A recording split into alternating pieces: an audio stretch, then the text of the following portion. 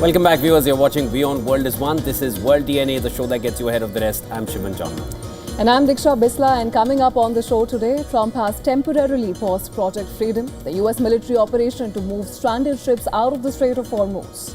Trump said that it has been paused temporarily just a day after it was implemented based on the request from other countries. And since great progress was being made towards a complete and final agreement with the representatives of Iran. Of course, we're going to get you all the details on the show today. Stay tuned. And also on World DNA, similar messaging is coming in from the State Secretary for the US, Marco Rubio, who says that US has ended its offensive military campaign against Iran. The Secretary of War in the US, Hegseth, has said that US is not looking for a fight, insisting that the ceasefire is not over. And the Iranian military has denied launching any recent attacks on the UAE. Are both sides trying to douse the tensions? We'll discuss with the US war veteran right here on World DNA. Let's start with the headlines first.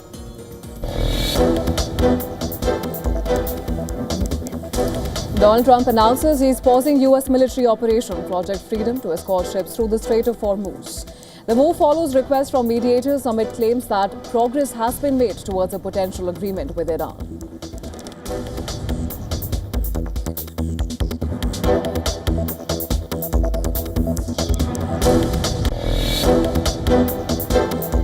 They should wave the white flag of surrender.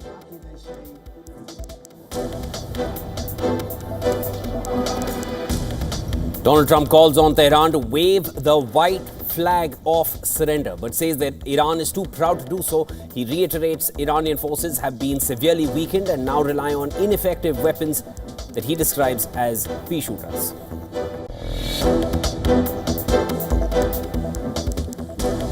Secretary of State Marco Rubio says US has ended its offensive military campaign against Iran after achieving its objectives. Confirms the president has informed Congress, saying the US is now moving beyond that phase.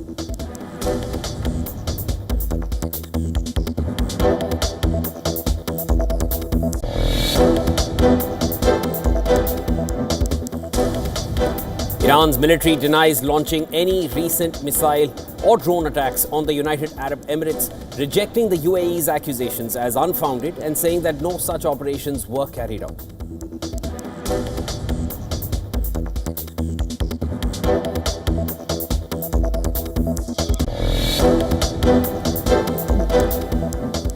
Israel's new Air Force chief says military is ready to deploy its entire fighter jet fleet against Iran if required.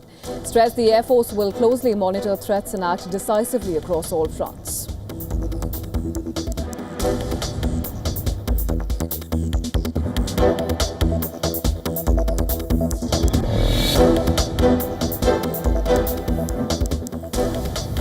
Pope Leo responds to criticism from Trump, saying he hopes to focus on preaching the gospel and promoting peace, emphasized the importance of dialogue over supporting the arms industry, saying his views were misrepresented.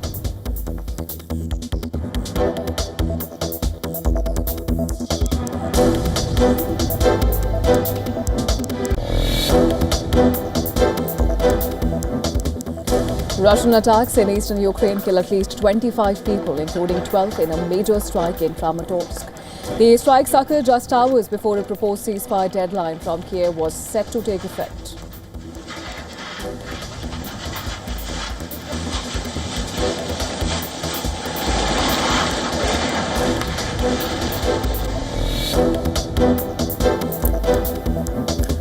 Shooting near a shopping center in United States, Dallas, leaves 2 people dead and 3 injured. Police say the attack was not random and the victims knew the shooter, suggesting a possible business-related dispute.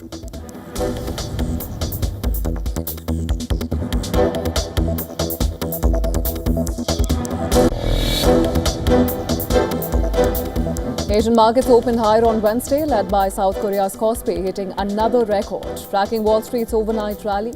US futures were mixed but steady after record closes on all 3 major indices, while Nasdaq futures leading gains.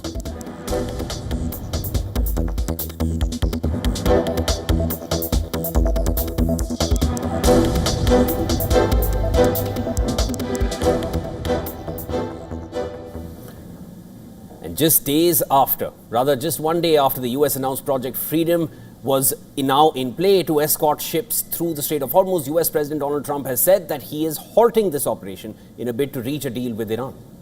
Now, in a post on Truth Social, Trump wrote that he was pausing Project Freedom following a request by mediator Pakistan and other countries.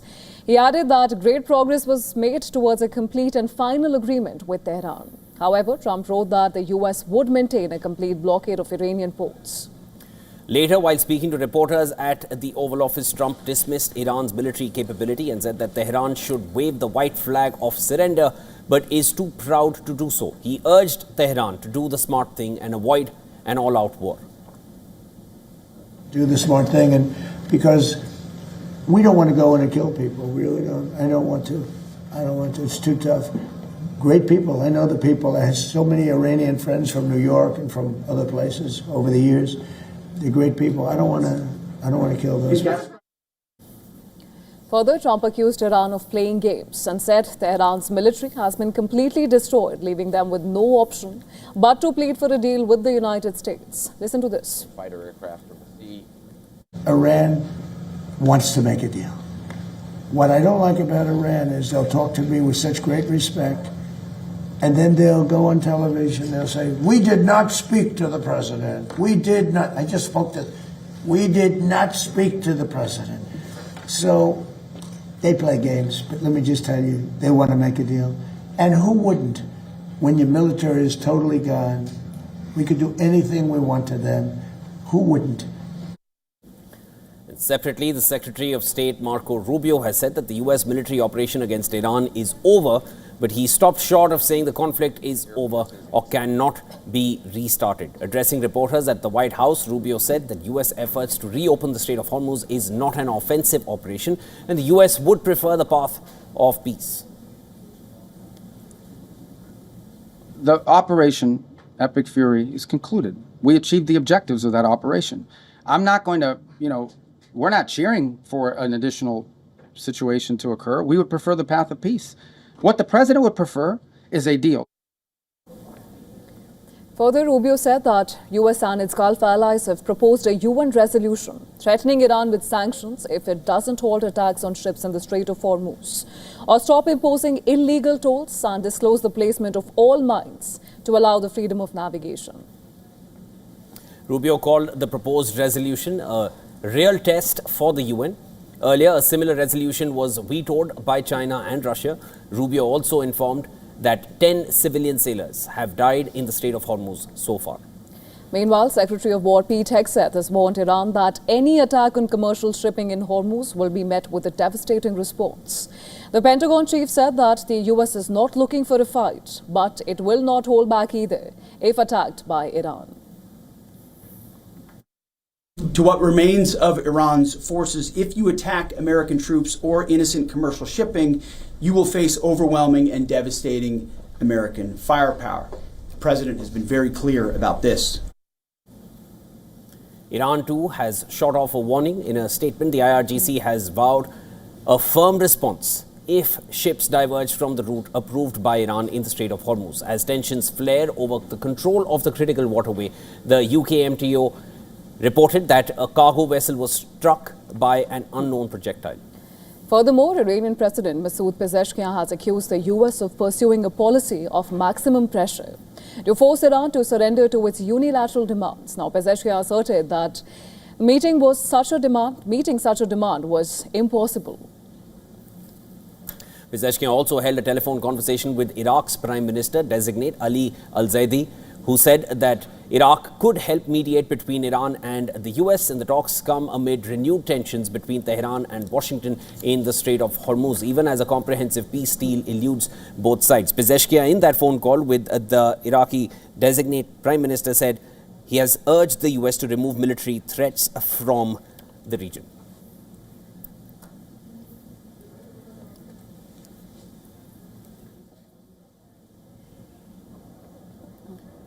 All right, for more of this, we're now being joined live by Colonel David B. DeRoche. He is a professor at Thayer Marshall Institute and former Deputy Director for Peacekeeping in the Office of the Secretary of Defense. Colonel David, thanks so much for making time. Always a pleasure speaking with you. Let's start right off. I'll quickly go over these statements. a pause in Project Freedom within a day of it being launched. State Secretary Marco Rubio saying that the offensive military campaign is over and they've achieved all the objectives. Secretary of War saying US is not looking for a fight, insisting that the ceasefire is not over. Then the Iranian side, the Iranian military denies launching any attack on UAE. The Iranian foreign minister said that there's no military solution to a political crisis, and Pezeshkian mentioning that he's urging the US to remove military threats. Is there a douse of tensions from both sides? How do you assess it? Well, both sides are under significant stress, and they're having to say some things that don't make sense for reasons of the situation they're in. So it is because of the U.S. War Powers Act, which the Trump administration is trying to circumvent, which is pretty much what every president has tried to do since the War Powers Act was passed. It's important that they say, no, the military operation that we use, that we started in February, that's over. That's an internal U.S. Legal gamesmanship. Pezeshkian, his remarks, basically he does not want military conflict to resume. He's also speaking to the American public, which is overwhelmingly against this war. People like the idea of diplomacy because it doesn't involve fighting, but I don't think that that's acceptable to Trump, who knows that the Iranian playbook is once you enter into negotiations, you just spin them out as long as possible, and you can outlive. The supreme leader is the supreme leader until he dies, but the president is only president for 4 years at a time. So you get a little bit of unreality there. I mean, the situation was caused by military power. You can certainly power through it and end it by military power. Other than that, I think that both sides. The thing that's really remarkable to me is the Iran disavowing the attacks on the UAE. That is just beyond. It's like saying black is white. So I think the UAE is really the wild card here. The U.S. and Iran are kind of feeling each other out, but the UAE is very, very inflamed, and there are some reports that they've already taken action on their own. I think they may still do this. Absolutely, Colonel Roshan, while talking about the strikes on UAE, Iran has struck the UAE for 2 straight days, and we understand that it's neither arbitrary nor it's a random picking of a target. What do you think is the message that Tehran is trying to send here? Yeah, so the place that the UAE is targeting is Fujairah, which is the only Emirati port on the Indian Ocean. So that basically, there's a pipeline that runs there. It's small, but the UAE has access directly to the Arabian Sea and thus the Indian Ocean without transiting the Strait of Hormuz if they use Fujairah.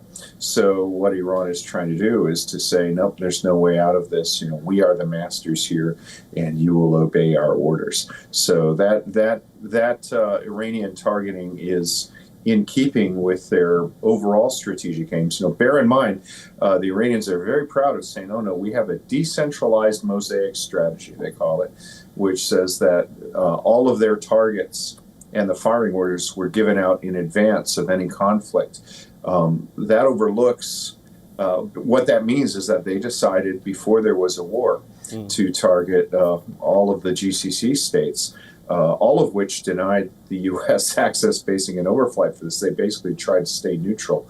But what you can see, Iran's deliberate targeting of them, regardless of their behavior, shows something other than just a response to the American-Israeli strikes. It's a long-standing plan aimed at control. Colonel, I wanted your assessment on this because I'm very intrigued to know how you see it. Again, the Secretary of State has said that all objectives were achieved. We understand that the nuclear dust has not been retrieved. Nuclear program, we don't know what has been achieved in terms of Iran. They've not said that we're not going to continue to enrich uranium. As far as their missile program is concerned, there is no clarity on that. And Iran is armed in terms of its missiles and drones. They are still holding that capacity to carry out an attack, even though they deny who attacked UAE. Let's keep it there for now. But what was achieved over the course of these last number of weeks since February 28th? Well, first off, recall the reason why we're here. The issues the United States has with Iran have existed for decades. But what drove President Trump into action was he said that he would avenge and support the democracy protesters who were massacred by the Iranian regime in January. I think that President Trump felt that his policy of economic maximum pressure was leading to massive uprisings that were on the verge of overthrowing the regime. But the regime killed between 15,000 and 42,000 of their own people. We don't know the numbers because there's no free press and internet, but it's certainly the greatest killing of Persians by Persians since the 17th century. So that's what led him to do this. Now, many of the people who gave those orders, almost all of the Revolutionary Guard leadership has been killed. So that's, when President Trump says he wants to do something, he likes to be able to go back and say, I did this. So that's one goal. The rest of them are uncertain. I mean, we know that the nuclear program is damaged. We don't know how much because President Trump chose to bomb it, which you can't be certain how much you've destroyed. There's a report out today by the Institute of Study of War that says that, and if you look at the firing capacities here, Iran's missile capability is basically just a harassment capability. It's not militarily significant. They're launching small strikes at civilian infrastructure. They're not launching barrages at, say, the Israeli Air Force that would actually destroy something of military significance. So there is a significant degradation, but you have to balance that against the effectiveness of Iran's attacks against neutral civilian shipping in the Gulf and in the Strait of Hormuz, and Iran's blockading of the international shipping channels in the Omani territorial waters. I think that on the negative side of the ledger for Iran, their sustained attacks, they fired about 6 times as many missiles at the Gulf Cooperation Council as they have at Israel. That really, the idea that they are a good neighbor, it will take regime change in a generation for Iran to be viewed as anything other than a potential conqueror by its neighbors. But let me just quickly add to that, Colonel. Maybe that facade of a good neighbor has been destroyed, but maybe that image of a global power in West Asia, or the biggest power in West Asia, has been established. Do you agree with that? They can fire at any country whenever they want. Well, they can, you can always, anybody can fire something at a militarily insignificant target or an undefended target. That's always a possibility. I mean, ISIS launched, non-state actor launched significant drone attacks against the Iraqi state when they were being chased out of Mosul. But in order to be militarily significant, you have to be able to destroy military targets. What they're doing here is basically a missile equivalent of a truck bomb or a car bomb. It's random attacks against civilian infrastructure. Obviously, I think there needs to be more focus on defense of civilian infrastructure, but that's going to take a long time. And ultimately, the only cost-effective way to diminish this sort of near-random harassment is by deterrence, which means, and I still think we're going to see a resumption of airstrikes. I'm surprised it's taken so long. All right, fair enough. I hear your point. And as far as the US president is concerned, Colonel, he started off by calling it an excursion. Just yesterday, or a little over that, we're now calling it a mini war. And at several occasions, he made it clear that Iran came out with a big fight. They really provided that fight to the US. US being the military power that it is, Iran did not capitulate. And I think at this point, both sides are looking for a way to exit from a position of strength. They're not waving that white flag of surrender as US would perhaps want, or at least Trump would want. But in terms of Iran, they want to go out in a position of strength. Let's see whether that is going to be possible or not, given the fact that this operation, I think Operation Economic Fury, is hurting Iran. That's the sense you get from the statements that are coming out. Let's wait and watch. Colonel David, always a pleasure speaking with you. Thanks so much for joining us. Thank you very much. All right, moving on, Israel's newly appointed Air Force Chief, Major General Omer Tischler, has declared that the nation stands ready to unleash its full fleet of fighter jets against Iran if required. And his comments come just weeks into a shaky ceasefire in the West Asia war, which ignited in February when Israel and the United States struck Iranian targets. Listen to this. We are closely monitoring the developments in Iran and are prepared to deploy the entire Air Force eastward if required. U.S. Secretary of State Marco Rubio stated that peace between Israel and Lebanon remains possible, though he pinpointed Hezbollah as a major obstacle. And the opportunity here, I know some of you are shouting questions about ceasefires. This is a lot more than just about that. This is about bringing in... There's no problem between the Lebanese government and the Israeli government. Israel doesn't claim any land in Lebanon belongs to them. And by and large, I think a peace deal between Lebanon and Israel is imminently achievable and should be. The problem with Israel and Lebanon is not Israel or Lebanon, it's Hezbollah. Israel ramped up airstrikes on Lebanon after the militant group launched missiles at Israel on the 2nd of March, 3 days into the US-Israeli campaign against Iran. Now, this was followed by an expanded ground invasion into southern Lebanon from the Israeli side. And Lebanon's health ministry reports now over 2,600 people killed in those Israeli attacks since early March, with more than 1 million people in Lebanon displaced.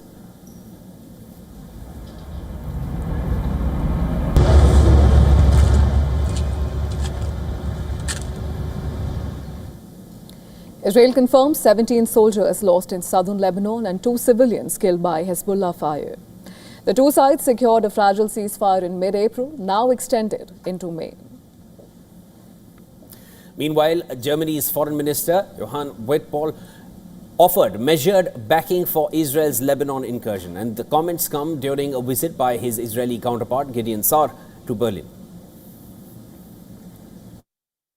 This is not a permanent stationing of troops in the south of Israel, but it is a necessary one at that stage, because if Israel wants to be effective against Hezbollah, which is absolutely needed because the Lebanese armed forces are not as effective as needed, there's a very right for Israel to be there. And in a related development, Syrian authorities revealed the arrest of a Hezbollah-linked cell which is accused of plotting to assassinate government officials. Well, a charge the Lebanese group dismissed, calling it fabricated. Syria's Interior Ministry detailed simultaneous raids in the Damascus countryside, Aleppo, Homs, Tartus and Latakia provinces.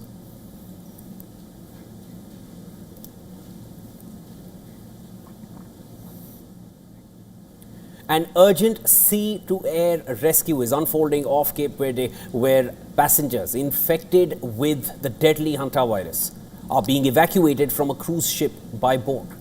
And this ahead of critical air ambulance transfers, while evacuation boats moved in the Praia port on Tuesday, pulling infected passengers off the Dutch cruise vessel MV Hondius. Visuals show the sick being ferried to shore as the first layer of a complex rescue operation kicks in.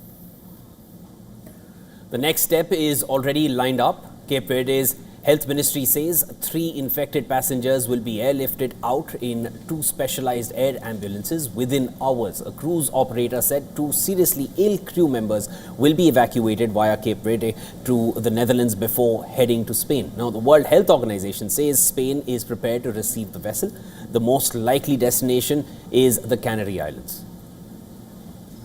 We're working with Spanish authorities who will welcome the ship, have said that they will welcome the ship, to do a full investigation, a full epidemiologic investigation, full disinfection of the ship, and of course to assess the risk of the passengers that are actually on board. Well, as of now, Spain is holding back a final call. Officials say they need full health data before deciding where the ship can dock, with an epidemiological inspection being planned to map exposure and risk. Hantavirus is hard to detect early and potentially fatal. It attacks the lungs, and so far there is no specific cure to it. At least 3 passengers have died. 4 others have fallen sick, including 1 now in intensive care. And nearly 150 people are still on that ship, with medical teams tracking symptoms and isolating contacts. Passengers are confined to their cabins. There's a lot of uncertainty, and that's the hardest part. All we want right now is to feel safe, to have clarity, and to get home. The ship had left Ushuaia in Argentina on April 1st for a polar expedition. There were no symptoms at departure, but weeks later, a cluster of infections was seen in the middle of the Atlantic.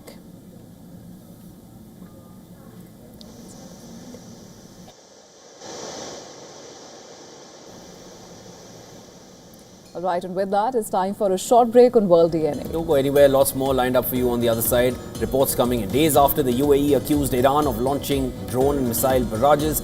Tehran has now issued a categorical denial of it, saying it did not launch any missile or drone operation against UAE. We'll be tracking that and other developments coming up right after this short break. This is World DNA with Diksha and I'm Shivan. Stay with us, come right back.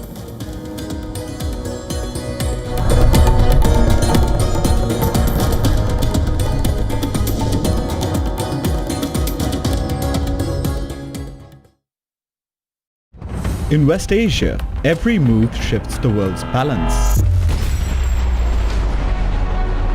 Wars, ceasefires, alliances, power never stands still. From Tehran to Tel Aviv, from Damascus to Doha, the West Asia Post cuts through the chaos to reveal the region that shapes the world.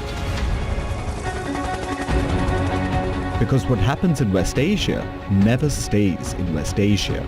This is the West Asia Post, the region's story, the world's impact.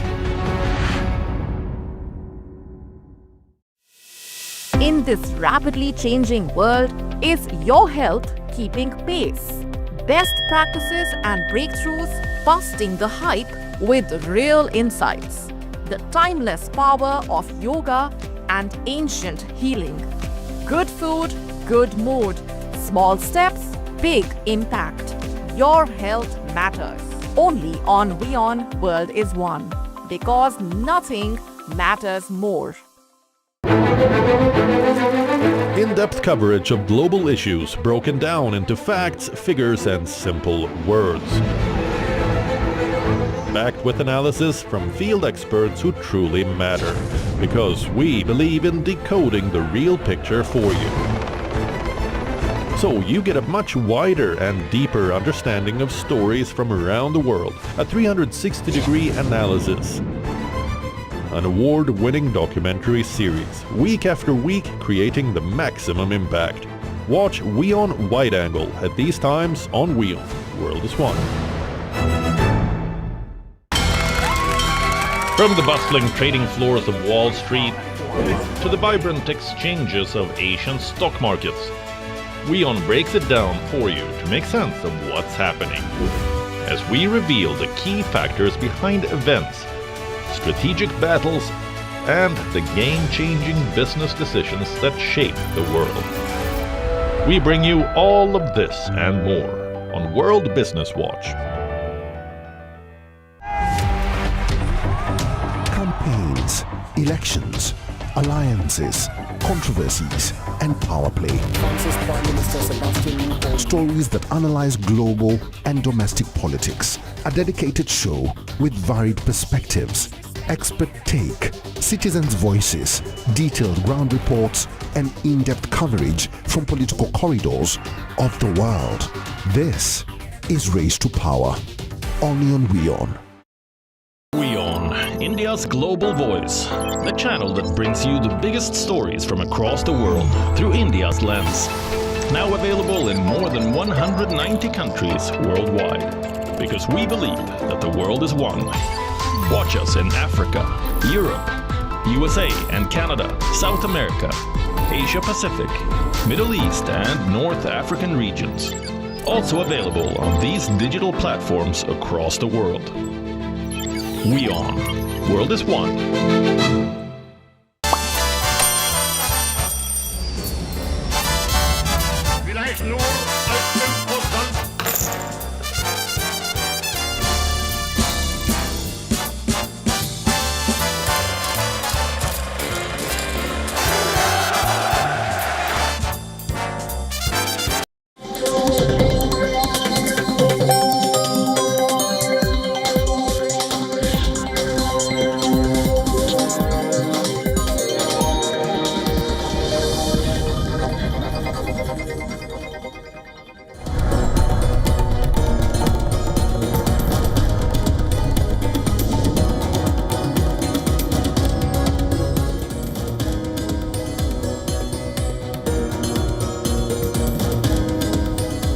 Welcome back. You're watching World DNA with Diksha. I'm Shivan. Lots more to discuss. Thanks so much for staying with us. Let's start with the headlines.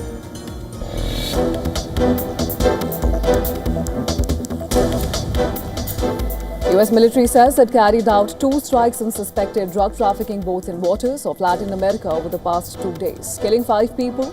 The ongoing campaign has now resulted in at least 190 deaths.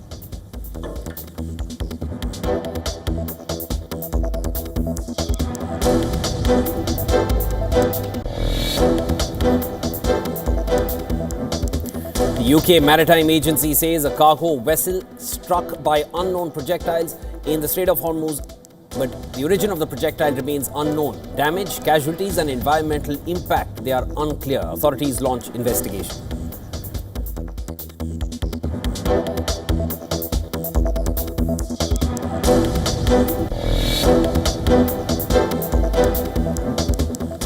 Donald Trump announces that he is pausing US military operation Project Freedom to escort ships through the Strait of Hormuz. The move follows requests from mediators amid claims that progress has been made towards a potential agreement with Iran.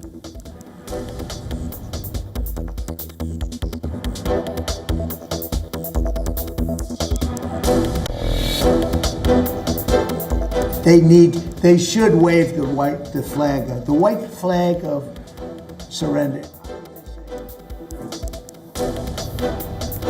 Donald Trump calls on Tehran to wave the white flag of surrender, but says Iran is too proud to do so. He reiterates Iranian forces have been severely weakened and now rely on ineffective weapons that he describes as pea shooters.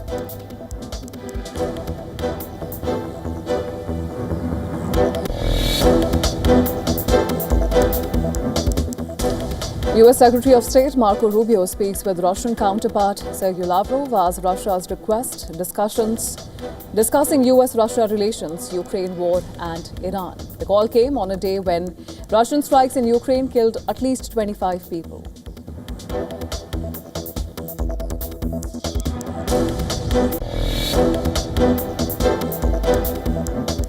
Pope Leo responds to criticism from Trump, saying he hopes to focus on preaching the gospel and promoting peace, emphasized the importance of dialogue over supporting the arms industry, saying his views were misrepresented.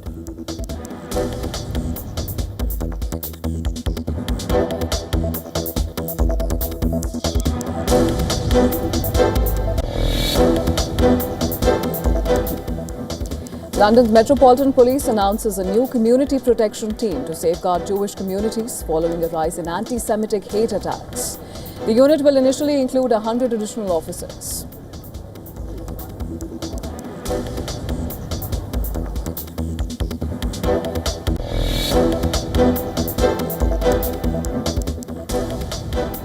Oil prices fell on Wednesday, Brent near $108 and US crude around $100. After Trump said US would pause naval escort services in Strait of Hormuz amid Iran talks, and this signals easing tensions as Washington-Tehran negotiations continue. Project Freedom has been paused temporarily.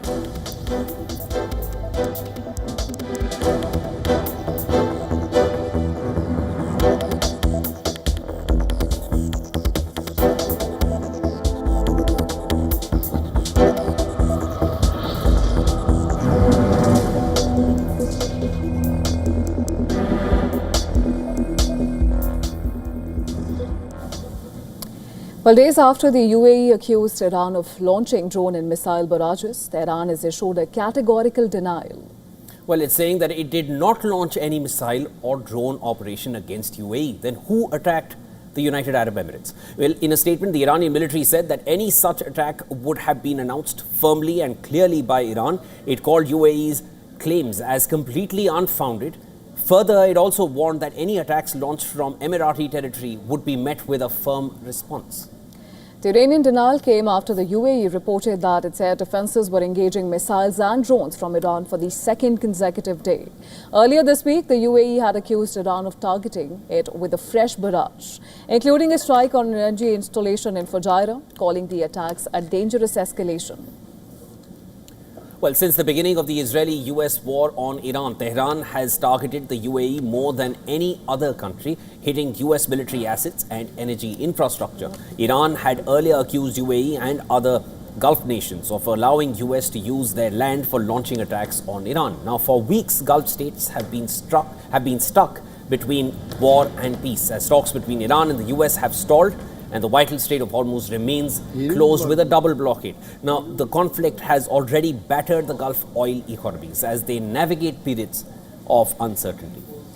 Amid these developments, Turkish and Saudi foreign ministers are meeting in Ankara for the third meeting of the Turkish-Saudi Cooperation Council. The Iran war is likely to be on the top of their agenda. Well, separately, social media platform X, formerly Twitter, has removed the verification badges from the accounts of Iran's foreign ministry. In a post on X, Ismail Baghi, spokesperson of Iran's foreign ministry, slammed this move as selective censorship and digital piracy by the US.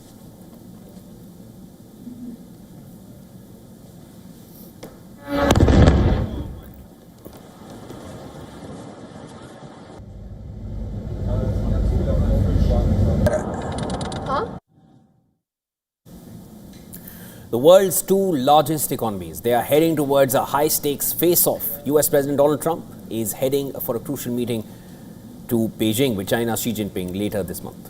Now, Trump says he is looking forward to the talks, but made it clear that this will not just be diplomacy, it will be a display of power. Trump plans to remind Beijing that Washington is ahead in the AI race, claiming a massive $18 trillion in investment over just the past 11 months. We have 18 trillion during 11 months. The 12th month hasn't come in yet in terms of the numbers. But in 11 months, $18 trillion investments. We have auto plants being built all over the country, AI plants we're doing, and we're leading China in AI. And I'm going to go see President Xi in 2 weeks. I look forward to that, but I'll say I'm leading. We have very friendly competition. But it'll be a very important trip. Well, that number, he says, is proof of America's technological edge and a message to China that the US economy remains dominant in the most critical sector of the future.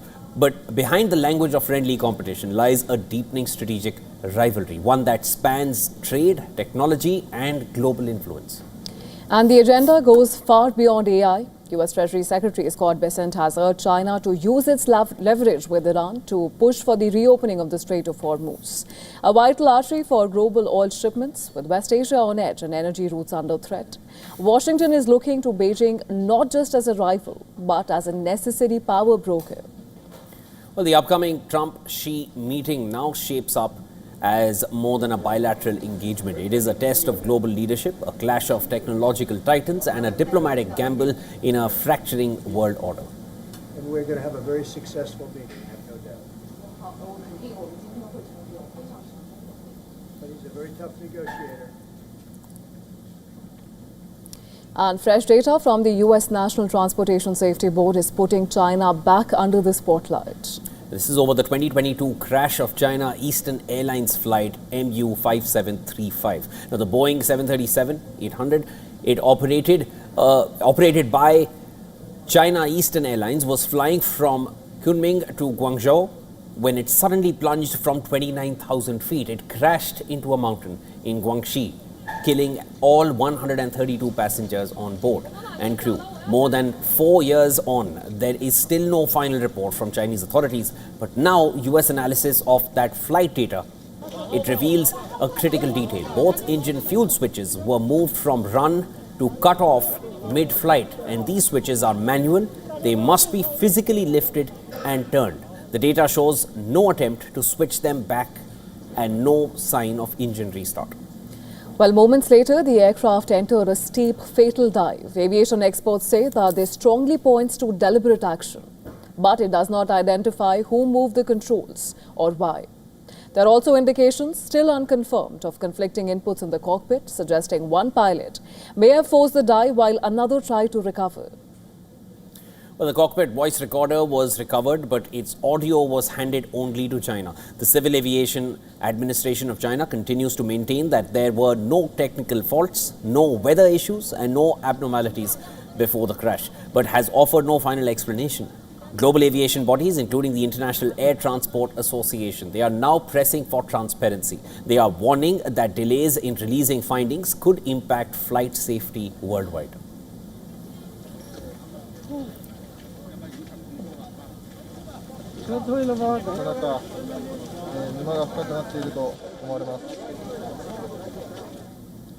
And President Lai Ching-te has returned to Taiwan after a 3-day visit to Eswatini.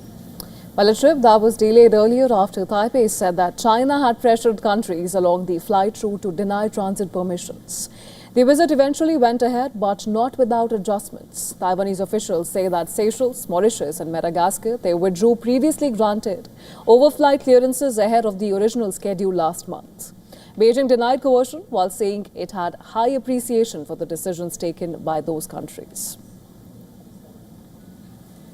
The fact that this trip was obstructed at one point has instead allowed the world to see the firm determination and will of the Taiwanese people to go out into the world. Well, Lai had rescheduled the trip and arrived in Eswatini on the 2nd of May, completing meetings focused on economic cooperation, agriculture, education and cultural ties. Now, Eswatini remains Taiwan's only formal diplomatic partner in Africa and one of just a dozen countries globally that maintain official ties with Taipei. On his return, Lai described overseas visits as a basic right for governments. Listen to this. This visit is not merely exercising diplomacy rights between states in order to foster friendly relations, but more so a demonstration of Taiwan's will to uphold international order with all like-minded countries. Well, China, in line with its One China policy, claims Taiwan as part of its territory, opposes official exchanges between Taipei and other governments, and has consistently sought to limit Taiwan's diplomatic space.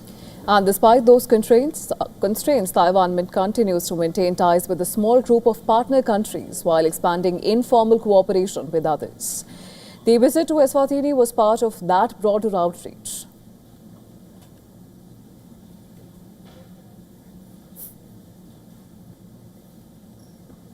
And in a first-of-a-kind compensation scheme, the Telangana government has announced financial assistance of 5 lakh rupees each to the families of gig and platform workers.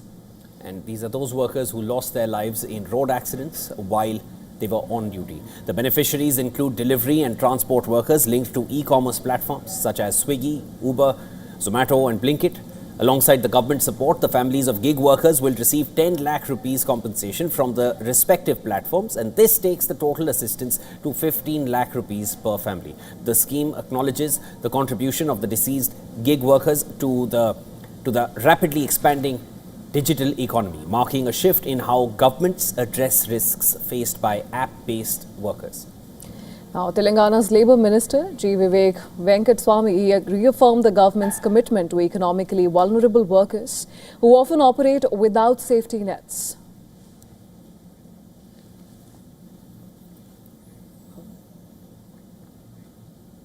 Fast, powerful and loud, with scores of people cheering the annual Lucknow rocket launching competition, it drew spectators to Thailand. The competition celebrates an ancient tradition of the ethnic Mon community. Take a look at these visuals.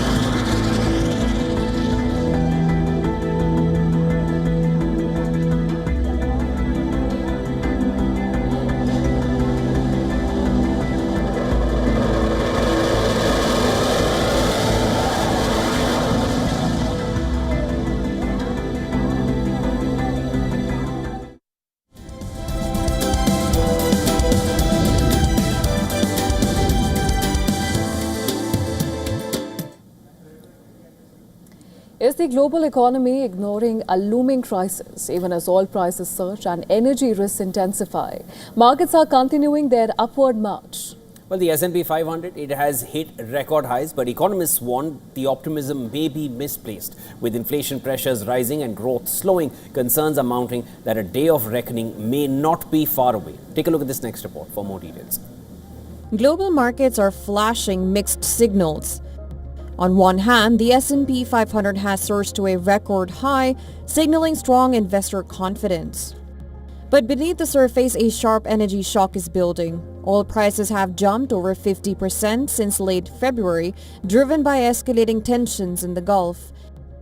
Fuel prices are already impacting global inflation outlooks, with IMF flagging rising risks compared to previous oil shocks. Today's shock echoes the 2022 commodity price surge.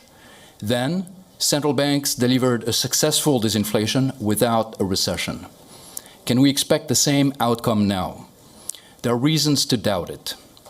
In 2022, inflation pressures were already elevated by post-pandemic support policies. Today, underlying demand pressures have eased, though inflation remains above target in some countries, notably the United States. If the shock remains modest, inflation may be more contained, consistent with our reference scenario. Despite this, equity markets continue to rally, a disconnect that analysts warn may not last. Energy experts say markets are underestimating the scale of disruption, especially as supply risks persist around key transit routes like the Strait of Hormuz. Well, I think we're just seeing the continuation of this AI trade and maybe the complete ignoring of some of the other red flags that are out there. Higher oil prices leading to higher inflation, many other things that might give investors pause. But we're coming through a good earnings season, particularly for some of these tech companies. And investors are, I guess, saying it's still time to buy there. The bigger concern is the cascading impact of higher energy prices. Analysts warn that the world could be heading into a massive energy crisis if supply disruptions continue. A prolonged blockage could force demand cuts of up to 10 million barrels per day, a significant shock to global consumption. This also has wider implications from LNG to fertilizers. Rising input costs are likely to push up food prices and strain global supply chains. At the same time, sectors like aviation, manufacturing, and transportation are already feeling the pressure from rising fuel costs. In the U.S., warning signs are emerging. Consumer spending is expected to weaken, while the housing market remains subdued amid high interest rates. Some forecasts suggest the S&P 500 could correct by as much as 30% if growth slows sharply. In Europe, policymakers are also on edge. If energy prices remain elevated, the ECB may be forced to hike rates further, increasing the risk of prolonged economic slowdown. The key trigger now remains the duration of the conflict and the pace at which energy supply disruptions are resolved. Business Bureau Report, WION World is One.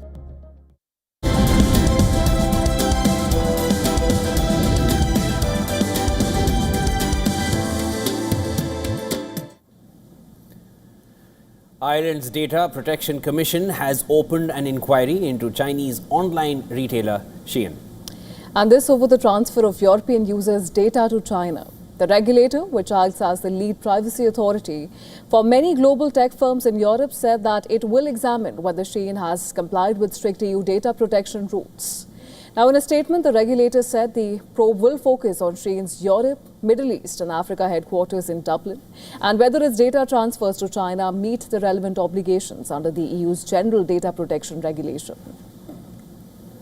Well, these rules require companies to protect user data, ensure transparency in how it is used and safeguard information before transferring it outside the European Union.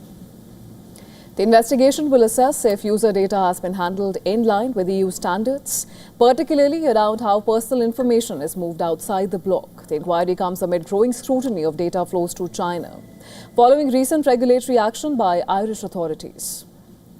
Well, last year the Commission fined TikTok $619 million over concerns about how it protects user data, and ordered it to suspend data transfers to China unless it complied with EU rules. Now, that order is currently on hold, pending the outcome of an appeal in an Irish court. Well, the latest investigation marks the first privacy inquiry into the company since it is set up its regional base in Dublin in 2023. The Data Protection Commission, which oversees many big tech firms operating in Europe from Ireland, has issued more than $4.67 billion in fines for data protection breaches since 2020.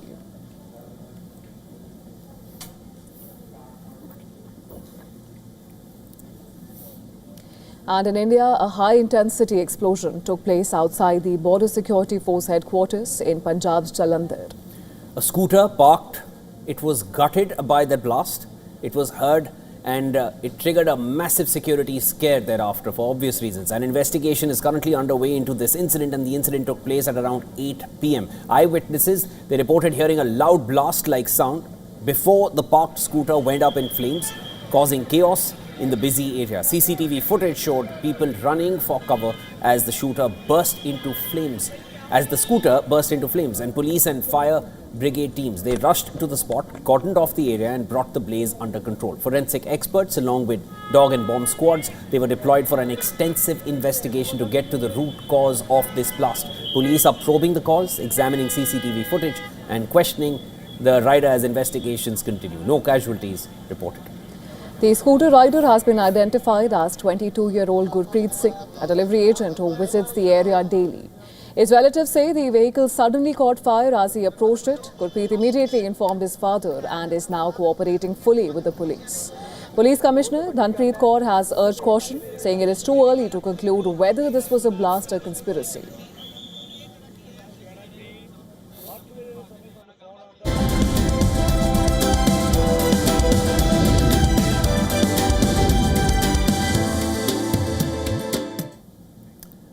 The sale of the Rajasthan Royals to Lakshmi Mittal-led consortium hasn't gone down too well with everyone. Well, the Somani-led group which has also bid for the franchise, says the outcome doesn't reflect a level playing field. On Sunday, it was announced that Mittal, along with Indian businessman Adir Poonawalla, had bought the Rajasthan Royals franchise for $1.65 billion, which is about 15,660 crore rupees. On paper, the bid was only about $20 million more than the rival bid. However, the Somani-led consortium who were involved in the bidding process from the beginning have suggested that the entire process was unfair and have also alleged that foul play was involved. Here's an excerpt from the statement that the group released. The statement said, "We do not believe the outcome ultimately reflected a level playing field, and it is difficult to reconcile the strength of our bid and preparedness to close with the final decision. We are deeply disappointed not to be a part of the Rajasthan Royals ownership group, following a long 6-month process in which we were the lead bid from start to finish. While this outcome is both surprising and disappointing, we view this experience as part of a broader journey." Now, according to ESPN Crick Info, the Somani-led consortium had made the top bids across 4 rounds of bidding. Later, there were reports that the consortium had pulled out of the race, but the group has now said that was never the case. Somani is already an investor in the Rajasthan Royals, but was not part of the board that made the decision, as he was coming in as a buyer. Manoj Badale is the existing principal owner of the franchise, and he hasn't commented on the matter so far. And no official reason has so far been provided as to why the Rajasthan Royals board did not pick the Somani-led consortium.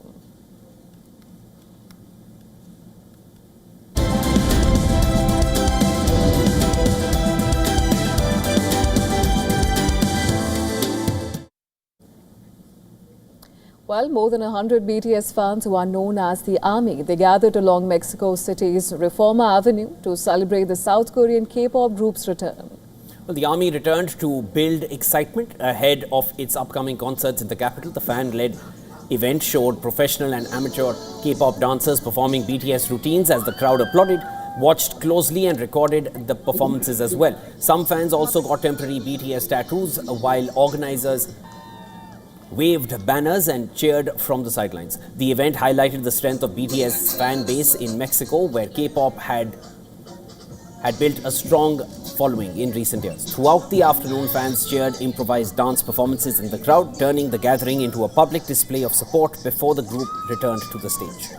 The enthusiastic gathering in Mexico City vividly illustrates the unwavering dedication and strong presence by the BTS army in Mexico. By coming together for public dance performances and celebrations, fans not only showcase their immense excitement for the group's return, but also highlighted the powerful, unifying cultural impact that K-pop continues to have across the globe.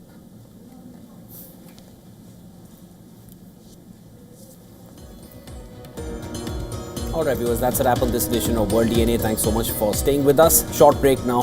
Come right back.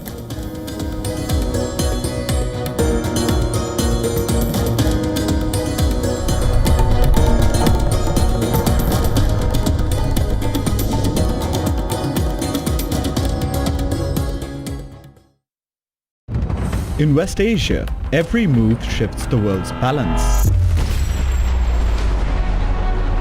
Wars, ceasefires, alliances, power never stands still. From Tehran to Tel Aviv, from Damascus to Doha, the West Asia Post cuts through the chaos to reveal the region that shapes the world. Because what happens in West Asia never stays in West Asia. This is the West Asia Post, the region's story, the world's impact.